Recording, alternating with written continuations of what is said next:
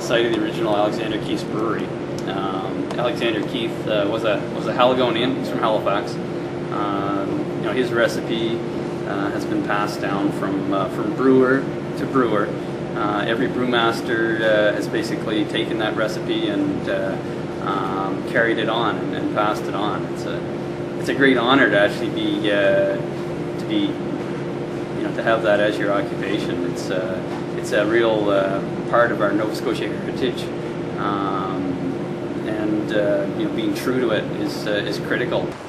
In the time of Alexander Keith, the recipe for brewing Keith's, of course, the integral parts of the recipe were the water, but also the type of barley that was used, the malt barley that was used, and also the select hops.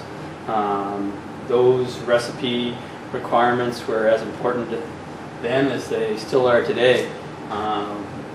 Brewing it, the brewing process, brewed slowly, taking the time to get it right, still uphold today as part of the accreditation process for the Columbia Brewery.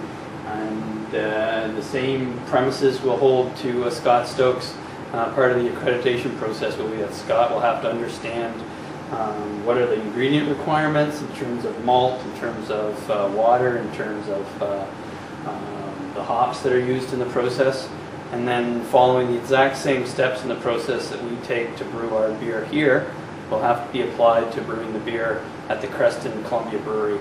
That process will be checked by myself to make sure that the exact same process is being followed, and of course ultimately that the beer tastes identical to the way it tastes here in Halifax.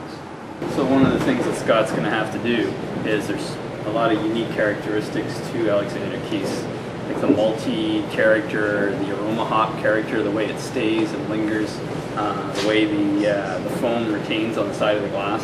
That'll be something very important that Scott's going to have to understand about Alexander Keith's before it can be released. It's going to have to meet all the sensory qualities that we would look for here in Halifax.